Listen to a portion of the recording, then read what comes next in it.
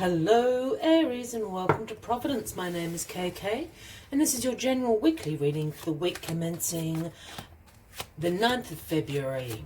Thank you for joining me. I hope you're all very well.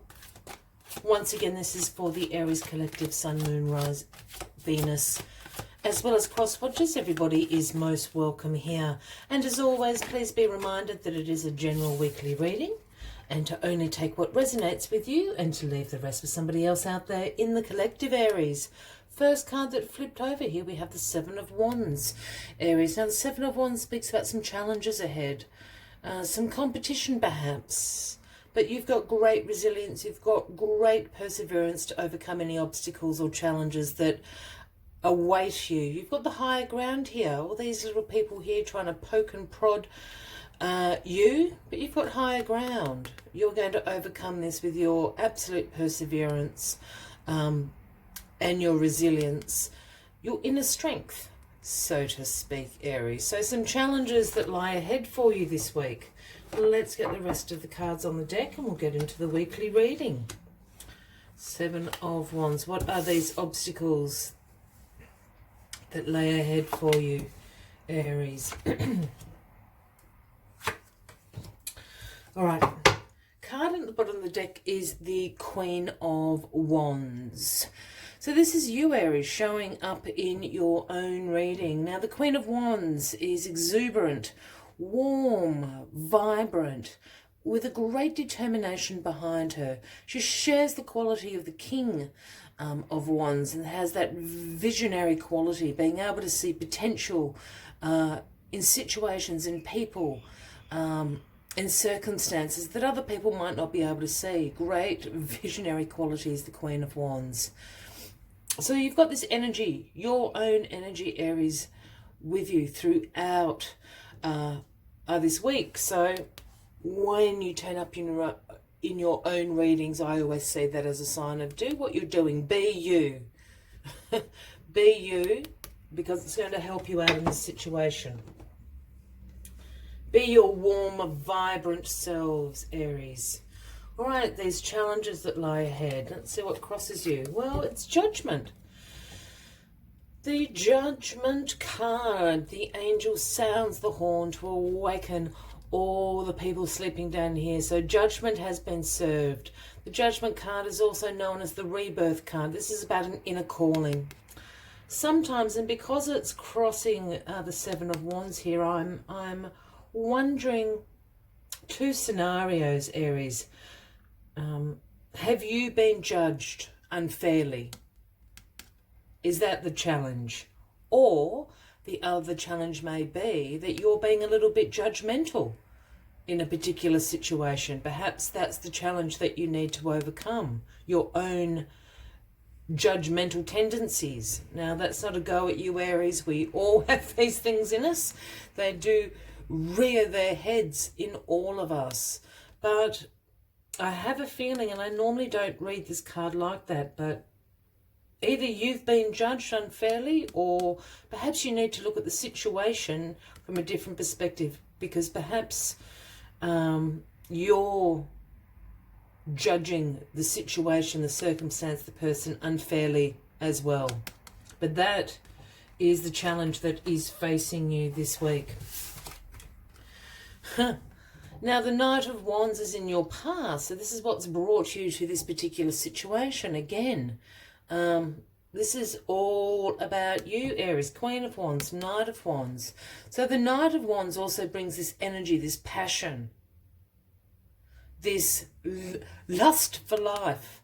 I always think the Knight of Wands has a lust for life, adventure. The flip side of the Knight of Wands is that he can be a little bit impulsive. Now, for those new to the channel, start talking about kings, queens, knights, he, she. I don't read gender into the cards. So the Knight of Wands can indeed be a man or a woman, or indeed it's in your suit, Aries. So I'm thinking it's you. It could certainly be another Aries. It certainly could be a Leo or a Sagittarius. But just with the Queen and Knight here, I think this is just representing you. And I think it's representing this impulsive quality that you sometimes have. as we move into judgment. Has your adventurous nature caused someone to misjudge you, or have you been a little bit impatient and impulsive and judged a book by its colour, you know, by its cover, so to speak? Very interesting.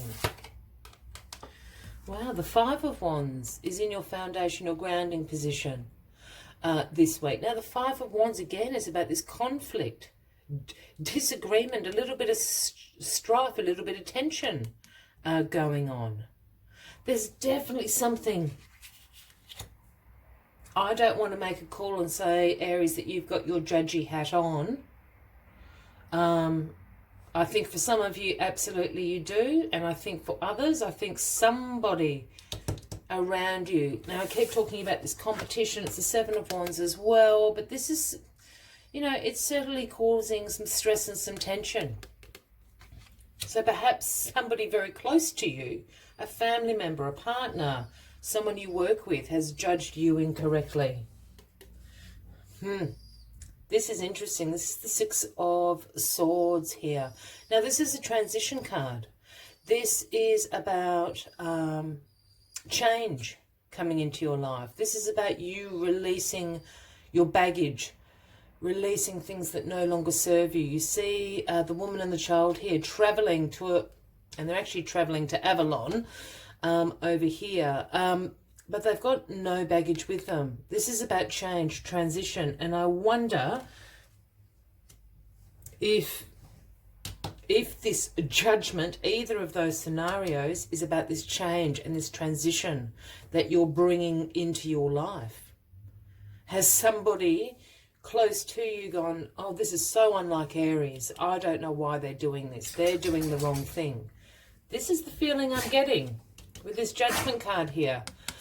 But the outcome of this situation here is the Eight of Pentacles. Now, this is about the apprentice becoming the master. Again, Queen of Wands is saying, just be you. I think go with what you're doing here, Aries, because you're becoming the master. This is about great focus, routine, hard work, but it's about the apprentice becoming the master. So whatever this change is, and I think you're actively ushering it in, if you know what I mean, Aries. It's not like the universe is going, oh, change, change.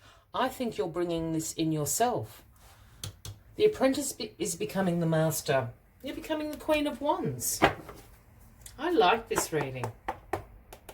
As always, Aries, I'm going to take one last message from the Spirit Animal Oracle deck. But if you are resonating with this reading, by all means, please give the video a like. Feel free to leave a comment if you would like to. And if you haven't already, please consider clicking that subscribe button below the video, as I do have ongoing weekly readings for everybody. Let me find this message for you. Let's find the message for you. There it is. Oh, lovely owl spirit, the number 43, if that resonates with anybody out there. And the message owl spirit brings is, you see clearly now. I love it when my cards align. You see clearly now. That's what I said. Keep going. I think you're ushering in this change. I think somebody around you is being a little bit judgmental. Perhaps this is a little bit out of the ordinary for you, Aries. Keep going. You see clearly now. Let's see what else our spirit has to say to you this week.